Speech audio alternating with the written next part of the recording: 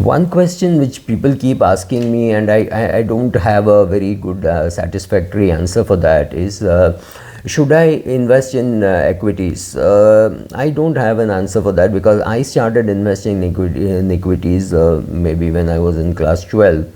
Because I was in an environment where everybody around me was investing. Maybe they were 2 years, 3 years elder to me, 5 years elder to me. Some people were getting into the business of broking or sub-broking, as it was then called. Which means the main broker did the transactions and you were subbing for him, right? So you brought in the clients, gave it to him, and the contracts were issued by him to the sub-broker. The sub-broker issued the further contracts.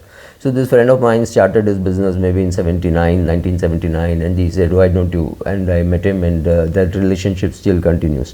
What is it? 21 plus 23, 44 years. 44th year of doing business with the same person.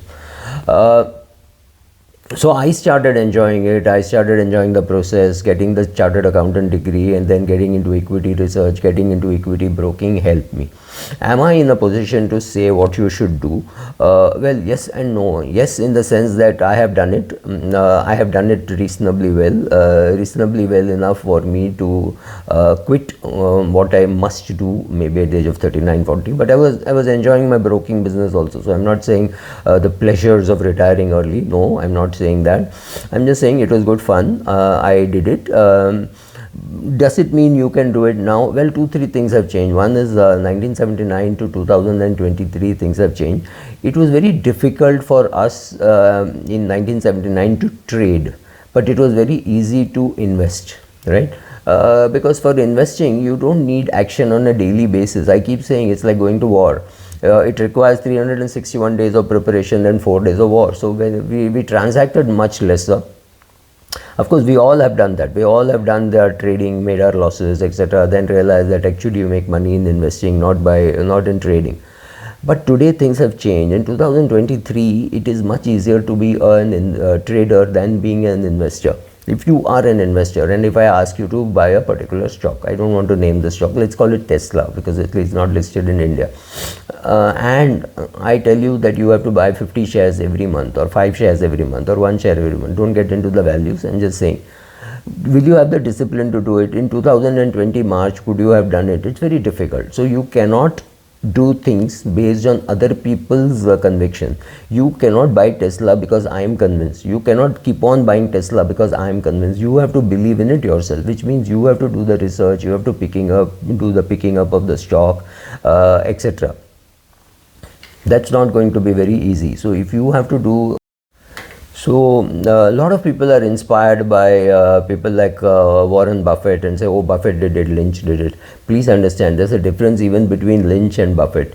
Lynch was a professional fund manager. You gave him money, he was working for Fidelity, he would take your money and invest it. He had only, his track record worth analyzing was only 13 years, because after that he quit. Largely, 13 years when he ran this fund. Whereas Buffett is not that. Buffett is a person who is a businessman. You cannot compare Buffett to Lynch. You can compare Lynch to maybe Naren Shankaran or Prashant Jain or Roshi Jain. They are managers, right? They cannot influence the outcome of companies. Whereas Buffett is more comparable to a Deepak Parekh or a Mukesh Ambani or a Uday Kotak.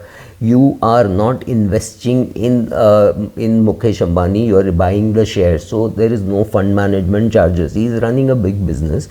The business is doing well. You feel that, oh, the Jio is going to do well, or etc, etc, etc. And then you go and invest. So there are no fund management charges. Obviously, there can't be fund management charges. You're just participating with him in his business. So that is different. So whereas a fund manager needs a lot of research, a lot of discipline, portfolio creation, all those things, and he's answerable to his team. He has a team which works with him. The team picks up 20 shares, and he then cuts down, says, no, this won't work, that won't work, that won't work. Then he picks up, then his team works on it, and then he buys.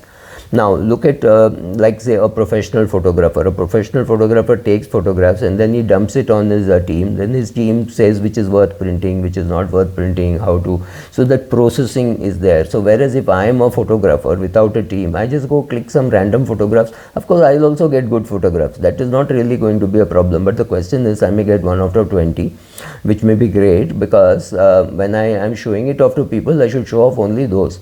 But in your own portfolio, if you buy 20 shares and only one is good or only two are good, very good chance that there are many fund managers who are outperforming you.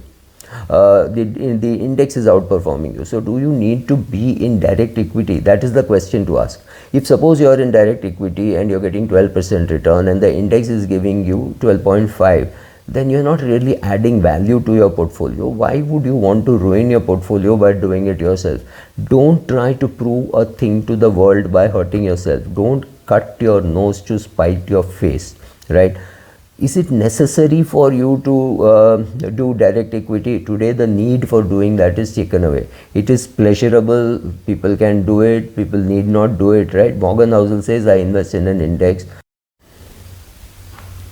Among the well-known people, let us say Pattu prefers the mutual funds. He does not. I don't think he does any great amount of direct equity. But I know long back he had bought Colgate. I don't know whether he's outperforming the index, underperforming the index. I don't follow him so with such a discipline. So for Pattu, investing in equities may not make sense. For me, it makes sense. I've been doing it for a long time. There are many people who tell you that this is the way to heaven, and that's not true. There are many ways to heaven. There are enough religions which will take you to heaven. There are enough roads which will take you to heaven. So you choose your road. Don't say, oh, Subra did this, so it works for Subra, so it will work for me. Or Pattu doesn't do it, so it won't work for me. Both are not right, right? There are people who make money in direct equities, but please understand there is a lot of discipline that is needed to make money in your portfolio. Picking one share and that doing well is very different. Today, any PSU you had picked 2 years ago, you would have made money. Any PSU you had picked 10 years ago, you would have lost money, right? So the discipline to know when to buy, what to buy is step one. Creating a portfolio is a completely different skill.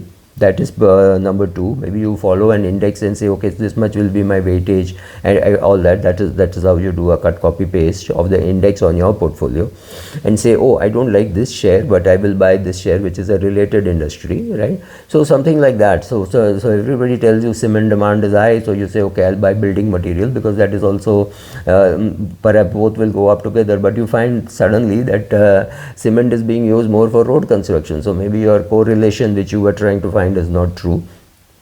So there are a lot of, it's a great pleasure doing it, and after a particular time there are people who will call you up and say, what do you think about this? So you start giving inputs, you start taking inputs, you develop a team of people wanting to talk to you about how to invest and when to invest, what to buy, what not to buy, etc., etc. So there is a team which you have developed. Now, if you have all that in place, direct equity makes sense. Direct equity made sense for Rakesh Jhunjhunwala. It made sense for Mr. Maheshwari, who puts up videos on investing, but it may not make sense for Pattu. So see what makes sense for you. Don't go by, oh, it worked for Peter Lynch, so it will work for me, or it works for Warren Buffett, so it will work for me. No, please understand, those are all, when I'm talking about them, they're full-time investors.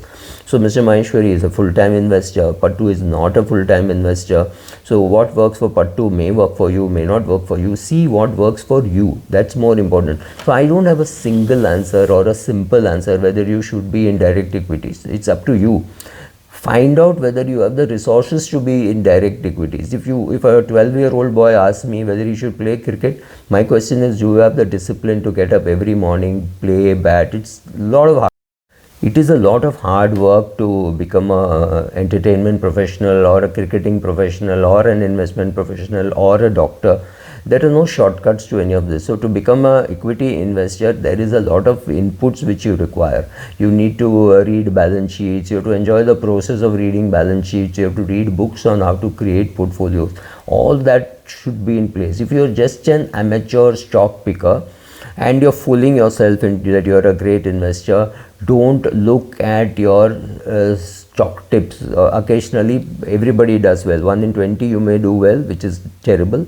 or 5 and 10 you will do well, which is fantastic. So you could be anywhere in that spectrum of what returns you're getting. Monitor your portfolio returns. Don't tell yourself, oh, in March 20 I bought Indigo at 800, today it is 2400. Okay, how many shares did you buy? 100 shares. Does it change anything in your life? If you had bought a bigger chunk and if it was 10% of your portfolio, it would have an impact. If you bought 100 shares, I know one girl who was talking to me and said, oh, I listened to you, I bought Procter and Gamble, I did very well, it went from 3,000 to 13,000. So I asked her, how many shares did you buy? So she had bought one share and her CTC is about 40-45 lakhs. Does it change anything, right? So how much to buy, when to buy, how long to keep, when to sell? Are you happy with getting dividends? Do you want more growth? Do you want more value? Reading about all this, having the discipline to do all this, and enjoying the process. If you enjoy the process, then you will learn, because you are enjoying it. You will realize, like for a very simple thing, if you enjoy playing tennis, and you go to the tennis court and you realize you're not strong enough, and the coach tells you, look, this right shoulder of yours is not strong enough, join a gym, do these particular exercises, you will join. So going to the gym is not an end in itself for you. For you, going to a gym is because you want to strengthen your shoulder to play better tennis. So asking you to just read balance sheets is not going to happen. You are going to read balance sheets because you want to buy that companies that will improve your wealth, that will set you free. Maybe you can retire at 45 instead of retiring at 55. So see the end pleasure of doing things in a disciplined way. I've done enough videos on journaling and discipline. So do all those things. If you enjoy that process, then come into the equity markets. It's just waiting for you. Then you start saying, I will do equities as a way to manage my money. You don't want to do any of these processes, go into a mutual fund. You don't trust fund managers, go into an index fund. You don't need an advisor to go into an index fund. But if you don't have the discipline, maybe you need an investment advisor who will tell you what to do, when to do, how to do, and things like that. So see what suits you. Should you be in equity? Should you be in index funds? So see what suits you, right? What food suits you is important. I can go gaga and say this particular food is great. Oh, I can make it, and it's very good for health, and it gives you a lot of protein and good for energy. But see what suits you. Maybe it doesn't suit you. Maybe chicken breast suits you, it doesn't suit me. I'm a vegetarian, right? So for me, that's not good food. For you, it may be great food. For you, eggs may be a great food. I could say, oh, I don't eat eggs, right? Just my choice. Similarly, in investing, you see what suits you.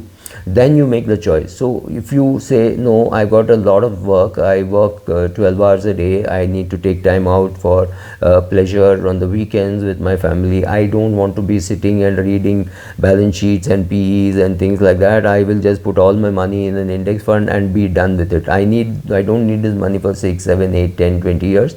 Therefore, this money will stay in an index fund. Whenever I need money for 6 months or 8 months later, I'll put some money into some debt fund, right? I'll do that. I will not, for me, investing is not a pleasure. So for me, that's a good route. For somebody else, it could be, I love doing it, and I'm a scientist and I work Monday to Friday on something. Saturday, Sundays, I have time. I can bring the discipline of science into my investing. So therefore, I will pick up stocks, and I will pick up 2 stocks a year. I will maybe look at 20 stocks and decide to buy 2 stocks. That is my investment process. I'll start maintaining an investment journal. If you want to go through that, that's also a great process. That's a great thing to do. If you don't want to do that, that is also a great pleasure. Everybody need not cook to be able to eat good food, right? You can just pick up the phone and say, hello Zomato, can you send me this food? I'll pay for it. That's it. It's done. You'll have that pleasure of doing it. Somebody else may have the pleasure of saying, no, I need to make this particular item. I will go to YouTube. I will learn how to make it. I'll fail a couple of times and then start making it. The advantage with cooking is in half an hour or 15 minutes, the kitchen tells you, look, you're indisciplined, you don't know how to make, and so please don't burn food, and etc, etc, etc. So stay away from the kitchen. Unfortunately, in the investment process, it could take 20-30 years for you to realize that you've done really bad, and you have, instead of retiring early, you're going to retire later, or maybe not retire at all. So see what you're doing, see what suits you, see your disciplines, start maintaining a journal, build all the discipline into your life, and please understand all disciplines work at the work in as a package. What time you sleep, what food you eat, whether you go to the gym, how you're investing. Try fixing each one separately, and then your life takes a good turn. And then decide that yes, I will be in direct equity because I have these achievements, I've written down this journal, this is what I did, this is how my mock portfolio looks. Then